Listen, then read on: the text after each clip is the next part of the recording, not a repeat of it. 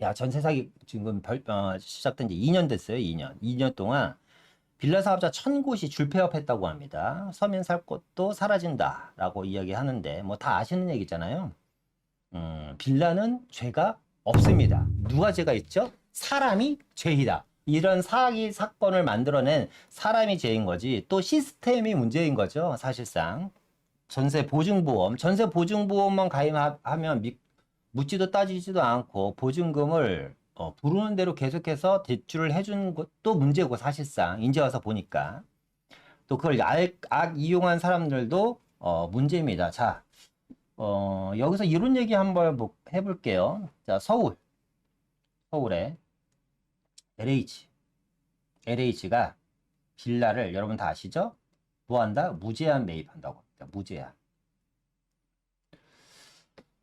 저 이것도 마찬가지야.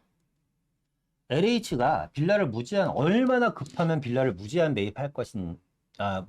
매입하겠다고 이야기를 했는지. 그래서 뭐 저 아시는 분도 얼마 전에 빌라를 2년 동안 미분양한 거를 LH에서 쉽게 저희 표현으로 떠갔다고 합니다. 통째로 그 빌라를 사들였다고 해요. 그런데 거의 시세에 준하는 금액으로 빌라를 사갔다고 합니다. 자, 그러니까 이분은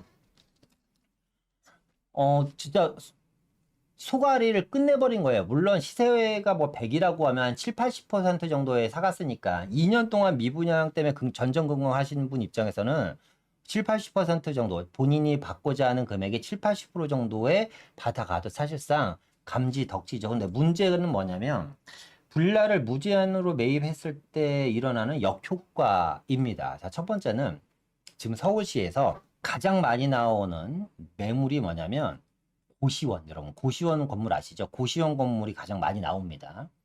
고시원 건물이 가장 많이 나오는 이유는 아시겠지만 고시원 사업이 예전 같지 않다. 그리고 소득 수준이 낮은 것과 삶의 질이 올라가는 것은 별개 문제입니다. 우리나라가 어쨌거나 GDP, GNP가 점점점 올라가면서 소득 수준이 양극화가 지금 벌어지고 있잖아요. 물론 다 그런 건 아니지만 그래도 내가 아무리 낮은 소득에 살더라도 삶의 질을 많이 따지기 때문에 젊은 친구들이 물론 고시원이라든가 원룸 같은 데서 거주하시는 분들도 계시지만 그렇지 않은 분들도 많거든요. 그런데 이 고시원이 최근에 사업이 안 되다 보니까 매물이 상당히 많이 쏟아지고 있습니다. 두 번째는 어린이집 아시죠? 어린이집. 그죠? 어린이집이 상가 형태로 상가 2층에 1층, 2층에 어린이집도 있지만 보통의 어린이집들은 다 뭐냐면 단독주택을 개조해서 어린이집으로 쓰는 경우가 상당히 많거든요. 그런데 최근에 고시원이라든가 어린이집들이 매물로 상당히 많이 나오고 있습니다. 그것만 보더라도 사실상 그러니까 그런 매물이 많이 나오는 것만 보더라도 지금의 우리나라의 사회상을 좀 엿볼 수가 있는 거예요, 사실. 그런데 이런 고시원이라든가 어린이집들을 누가 살까요, 여러분들? 개인이 고시원이라든가 어린이집을 사들여서 건물을 짓지는 않을 거 아니에요. 그죠? 아니면 개인이 고시원을 내가 사들여서 고시원 사업이나 해봐야지라고 생각하시는 분들도 물론 계실 겁니다만 많지는 않을 거다. 어린이집이 매물로 나왔는데 오죽하면 어린이집이 매물로 나왔겠습니까? 장사가 안 되니까 어린이집이 매물로 나왔을 거 아니에요. 근데 그 어린이집이 나온 매물을 내가 사들여서 어린이집을 해야지라고 생각하는 분들도 안 계실 거야. 보통 이제 주택을 어린이집으로 개조해서 쓴다는 건 뭐냐면 그 주택에 대한 용도를 변경을 해서 근린생활시설로 바꿔서 쓰는 경우가 상당히 많거든요. 그러면 주택이 근린생활시설로 바뀌었기 때문에 다시 주택으로 바꿀 확률은 적죠. 그러면 그 근생 건물을 가지고 뭐 고깃집을 한다든가 카페를 한다든가 아니면 이런 용도로 아니면 요즘은 뭐 단독주택을 개인 사무실로 쓰시는 분들도 계시니까 용도 변경해서 이렇게 쓰시는 분도 계실 텐데 100명 중에 그런 분들은 10% 미만이고요. 나머지 90%는 고시원이라든가 어린이집을 누가 사냐? 건축업자들이 삽니다. 그런데 서울시에서 빌라를 무제한대로 매입한다고 하니 서울의 토지 가격이 여러분 어떻게 될까요? 미친 듯이 상승을 할 가능성이 높고 지금 그런 모습들이 곳곳 시장에서 지금 보여주고 있다. 결국에는 서울시의 LH의 빌라 무제한 매입은 서울의 단독주택, 다가구 주택의 가격을 끌어올리고 있다라는 겁니다. 그럼 재건축도 지금 공사비 문제 때문에 조합 문제 때문에 아주 시끄러워서 서울시가 중지하고 있잖아요. 국토교통부랑 서울시가 지금 재건축 그 조합가하고 좀 중지하고 있잖아, 그죠? 그런데 토지 가격은 계속해서 올라갈 거고 지금보다 더 비싸질 거고 공사비는 물론 계속해서 상승을 하다 보니까 과연 서울시에 빌라 무제한 매입이 가능할까? 만약에 이 빌라 무제한 매입이 가능하다면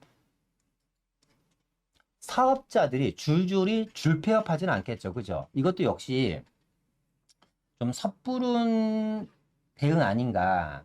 자칫 잘못하면 이런 것들이 시장에 토지 가격 인상을 부추길 수도 있거든요. 사실 이런 게. 뭐 예를 들어서 미분양 빌라에 대한 매입을 뭐 서울시가 적극적으로 권고하고 서울시에 대한 안에 있는 미분양 빌라에 대한 것을 적극적으로 구입을 검토하겠다라고만 발표를 했어도 괜찮을 텐데 물론 이런 뉴스가 나오니까 또 이런 분들도 계세요. 수도권이나 지방에 사시는 분들은 수도권이나 지방 빌라는 매입 안 하나요? 물론 할 필요가 없겠죠. 공급이 그렇게 부족한 지역은 아니니까. 그러니까 여러분들이 시장을 봤을 때 아까 계속 방향성이라는 걸 제가 이야기를 하고 있습니다. 방향성이라는 걸 볼 때, 자, 서울이라는 지역이 오죽하면 빌라라도 서울시에서 매입을 하고 국토부에서 기업한테까지 앞서 얘기한 것처럼 기업이 민간 임대주택을 뭐 이런 얘기 하겠지만 저기 울산, 뭐 광주, 전라도 광주 같은 데서 지어갖고 임대 주지는 않을 거 아닙니까? 그죠? 수요가 많지가 않으니까. 그러니까 서울 쪽에다 할 텐데 이런 전체적인 방향성은 뭐냐면 서울에 대한 공급 부재가 정말로 실로 심각하다라는 걸 여러분들이 인지를 하셔야 됩니다. 따라서 정말 내 집 마련은 선택이 아니다 필수입니다. 필수. 여러분 다 아시겠지만 질문 하나 해볼게요. 답변 한번 줘보세요. 채팅창에. 주택은 여러분들이 생각하기에 자산으로서의 가치가 있을까요? 주택이라는 상품이 자산으로서의 가치가 충분히 있다고 생각하시나요, 여러분들은? 제 생각에는 주택이라는 상품이 자산으로서의 가치가 있으려면 조건이 필요합니다. 어떤 조건? 제가 또 이 라이브 나가고 나서 욕 바가지로 얻어먹을 것 같은데. 어떤 조건이 필요하냐면 2주택자 이상이어야지 된다.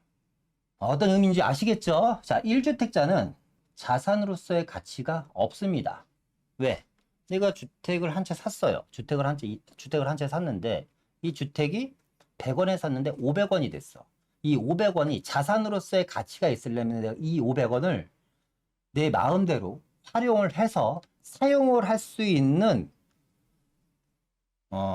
그 정도의 가치가 있어야 됩니다. 그렇죠? 활용할 수 있는 가치가 있어야지 되는데 내가 100원짜리 주택을 팔아서 500원이 됐는데 이 500원을 또 700원짜리 주택을 사는데 쓰다 보면 자산으로서의 가치가 언제까지 없다? 내가 죽을 때까지 없다. 그러니까 나는 절대 써보지도 못하는 돈의 규모, 그게 10억이든 20억이든 30억이든 뭐 하고 있다?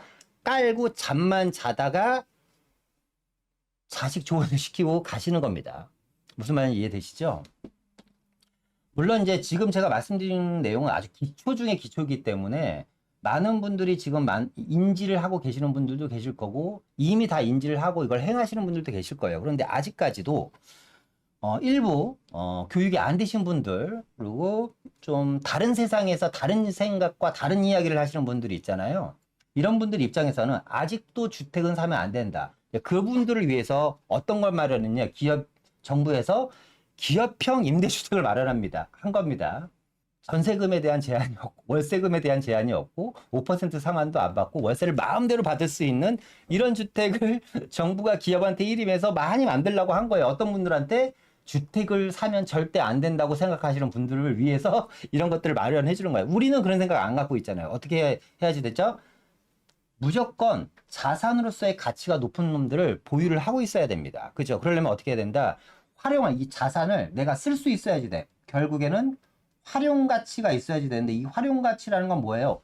내가 이 자산 돈을 100만 원이라도 써야지 될 거 아니에요. 쓰려면 현금화시켜서 내 통장에 들어와 있거나 내 주머니에 들어와 있어야 됩니다. 그런데 계속 그 자산을 잠만 잔다면 활용을 못 하겠죠. 무조건 여러분들이 어쩔 수 없이 신분 상승이라는 게 어쩌면 참 이게 야박한 소리일 수도 있고 뭐 조선시대도 아닌데 현대사회 21세기 22세기죠, 이제.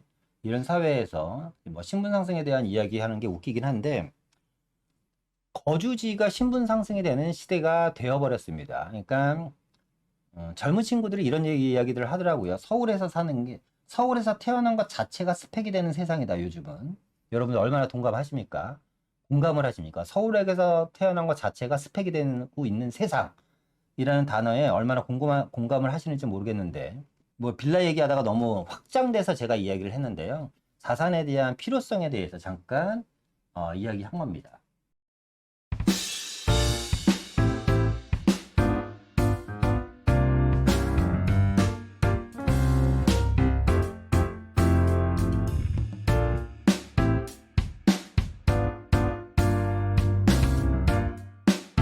쉽게 좀 한번 이해를 해드릴게요. 우리 어머님 한데 이게 아니에요. 주택은 있으나 내가 다른 집을 살